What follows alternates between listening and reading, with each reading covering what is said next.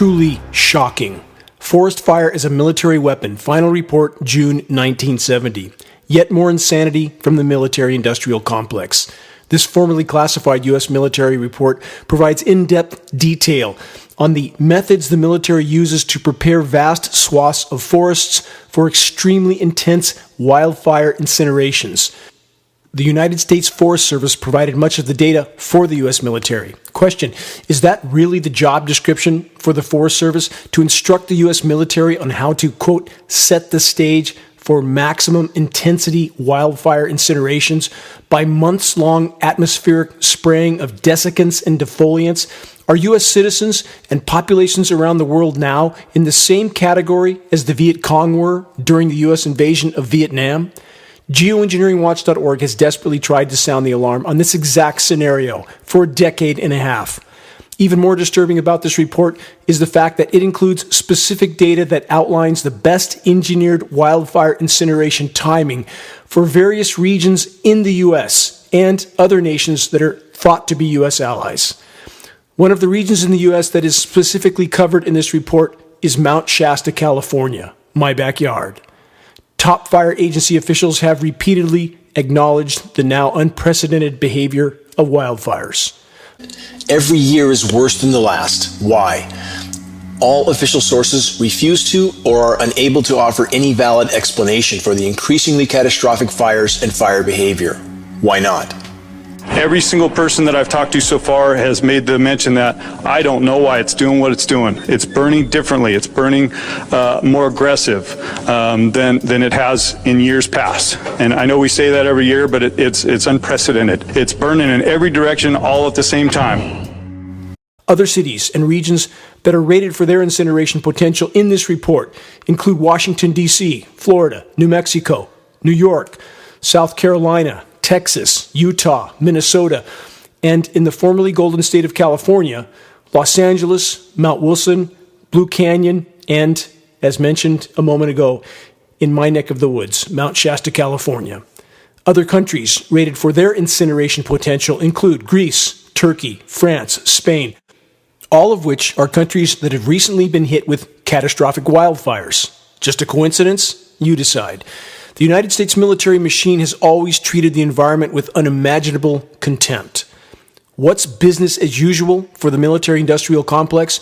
Blowing up pristine tropical islands to test nuclear bombs, detonating nuclear bombs in the atmosphere, on civilian cities, using radioactive depleted uranium munitions all over the Middle East, in the Balkans, toxic water supplies on military bases for our own troops to consume, highly toxic burn pits next to military bases which contaminated countless military personnel and civilian populations. The list goes on and on and on.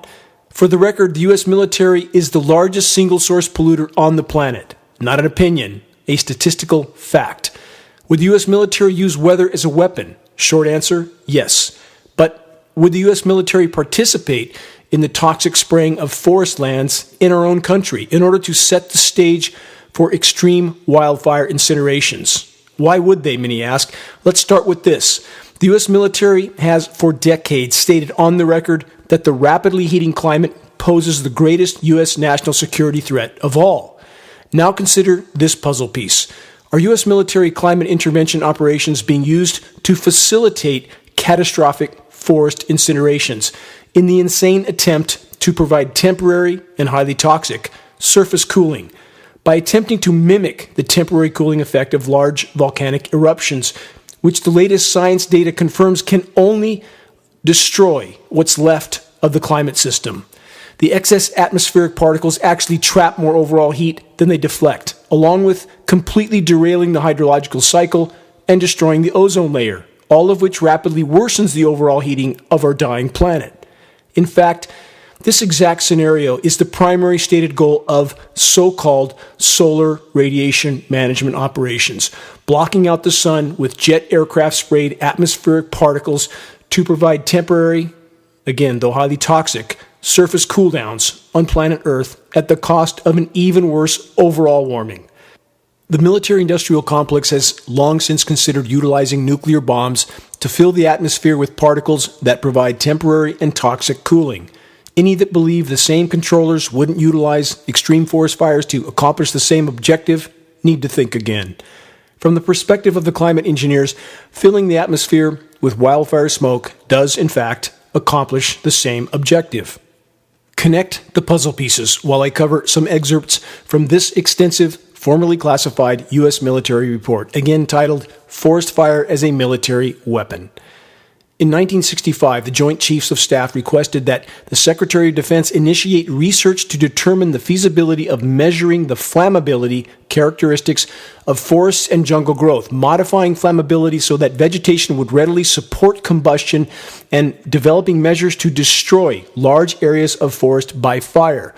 Forest flammability can be greatly increased by killing all shrub vegetation, selecting optimal weather conditions for burning and igniting fires in pre-selected patterns. Page 3. The program was concerned with basic flammability problems of the major vegetation types of the world, i.e., they wanted to know how to incinerate any forest, anywhere, at any time. Page 6. The effect of heat kill on opening up the forest canopy for aerial observation is practically identical to that achieved by spraying the forest with defoliant chemicals. The leaves fall off, given time, but the twigs and limbs remain. Page 8. Under exceptional circumstances, forest fires may develop into the phenomenon known as a firestorm.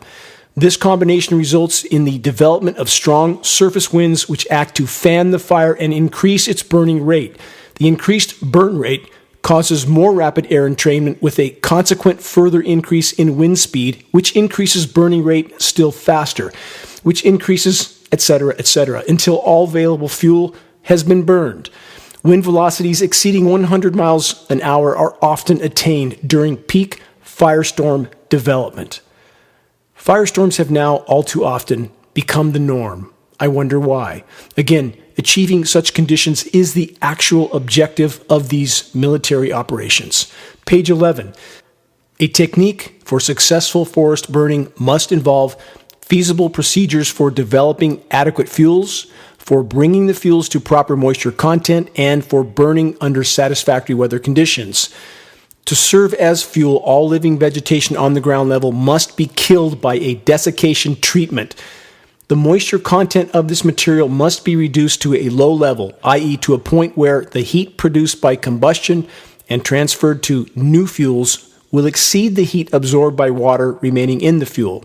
Question: is it just an amazing coincidence that forest fuel moistures are now commonly at record low levels in countless regions all over the world that are incinerating from wildfires of record intensity?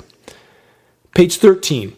Since all forest fires must be started as ground fires, 25% moisture in ground litter is an absolute upper limit for incendiary operations of military value. Page 20. In most situations, burning of shrub types is not successful unless the amount of dead material has been increased by killing and desiccating the plants. Again, for the record, climate engineering elements are desiccants, starting with aluminum, which also kills soils, root systems, and thus forests. Page 22. When the litter and underbrush have dried sufficiently to burn well, which usually takes at least 6 to 8 weeks of drought, all conifers will crown easily and burn extremely hot. Because of their heavier fuel weights, firestorms are more common in conifers other than pine than any other fuel type. Page 26. The achievement of a crown fire or a firestorm in any hardwood forest requires external measures which will lower the moisture content of the crown foliage and branches and or increase the amount of dead surface fuels that can transfer heat into the tree crowns. Translation: much preparation and planning is needed to produce extremely hot crown fires, aka firestorms. Total insanity. The weather makers control the spigot, drought, or deluge at their discretion. Page 40. Vertical distribution. Given an adequate amount of available fuel, the vertical distribution of particles has the greatest influence on fire spread through a fuel bed. Page 49. Whenever possible, incendiary operations should be limited to days when cloud cover is 3/8 or less. Page 50. The planner should look for stable periods of clear, dry weather, and these are usually associated with high pressures and light surface winds. Think ionosphere heater-induced high-pressure heat domes. Think HARP in Alaska and other facilities like it all over the world. Page 52, desiccation techniques. The desiccation process, converting live green vegetation into dead, dry fuel, benefits burning in several ways. The desiccation process is especially slow if the stems remain attached to a living root system, the entire process requiring 6 to 12 months. This report statement makes clear forests are put through a, quote, process that may take a year or more before the engineered incineration is commenced. Page 54, stem treatment. This method involves killing larger trees for burning by injecting herbicide into the stem or by girdling the stem. Additional treatment of understory vegetation is needed to prepare a forest for burning. The purpose of stem treatment is to kill both the tree trunk and crown and allow adequate time for drying ahead of burning. This method will add fuel on the ground eventually after tree tops have broken off or entire trees have fallen. This requires 1 or 2 years in drier climates. For a decade and a half, geoengineeringwatch.org has warned that the climate engineering atmospheric spraying was setting the stage for unprecedented wildfires.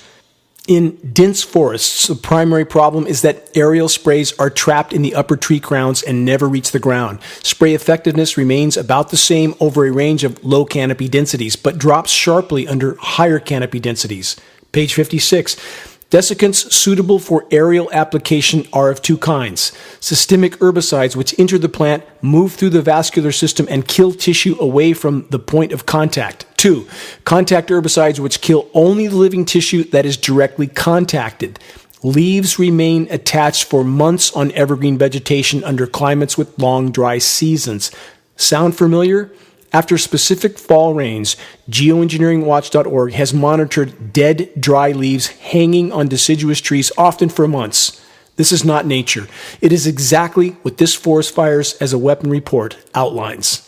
Page 65. In addition to treating live vegetation with desiccant chemicals and timing incendiary operations to take every possible advantage of the weather, forest fires can be made to spread more rapidly and burn more intensely by igniting many small fires in a predetermined pattern. Page 67. How can we achieve the maximum burning rate over any given area? Or, to put it another way, how can we get the maximum amount of fuel burning at one time? Page 71. Incendiary devices. The proper spacing of incendiary sets is much more critical to the success of forest burning operations than is the type of device used to produce ignition. Ignition of forest litter is most readily accomplished by small, cluster-type incendiary weapons designed for direct flame contact with the fuel. Page 73. Chemical defoliation of overstory trees and shrubs is the only logistically feasible method of augmenting the surface fuel supply.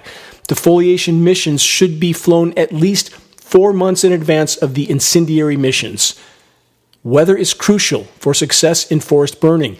Incendiary operations must be preceded by at least a week of dry weather, and cloud cover should be 3/8 or less with relative humidity below 50% in the target area at the time of ignition.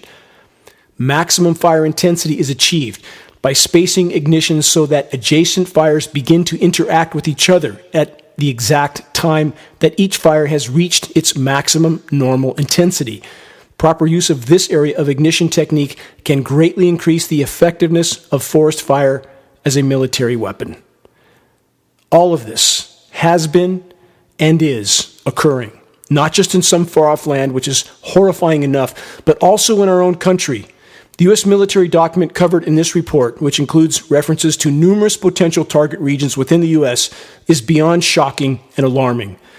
For over a decade and a half, geoengineeringwatch.org has monitored and reported on the constant climate engineering assault on our forests, on us, and everything else in the web of life. An assault that has been ongoing for over 75 years, but which continues to be officially denied, not just by official sources, but by a so far willfully blind public, in spite of the fact that climate engineering operations are shockingly visible in our skies, with the consequences of the climate intervention operations already being far past catastrophic. Climate engineering is weather warfare. What we collectively face is a fight for life, nothing less. We can debate on the agendas and objectives of the global controllers, but the fact that climate engineering operations are being used to completely disrupt historical climate and weather patterns, causing unprecedented drought and wildfires in many regions, while others are drowned in biblical scale deluge, is beyond dispute.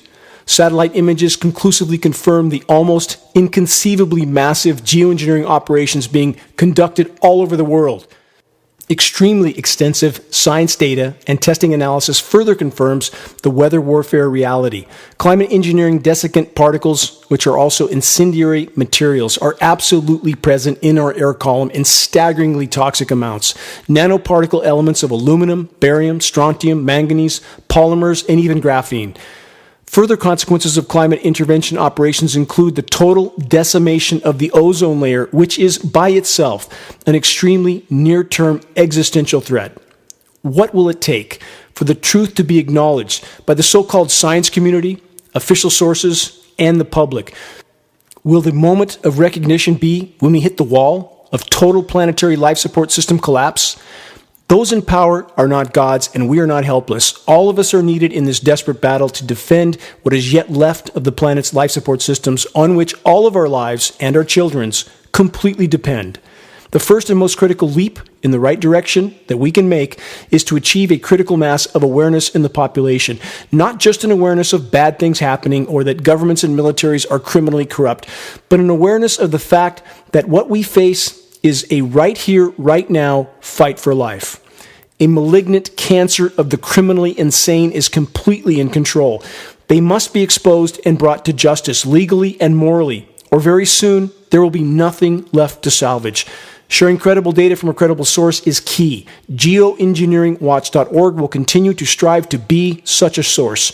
Check the activist suggestions link on the homepage of geoengineeringwatch.org to get specific details on how you can help to move this fight forward. Sharing the link for the groundbreaking climate engineering documentary titled The Dimming is essential. We, all of us, each of us, must make every day count in this most critical effort to turn the tide. Please, make your voice heard while it can still make a difference. This is Dane Wigington with geoengineeringwatch.org.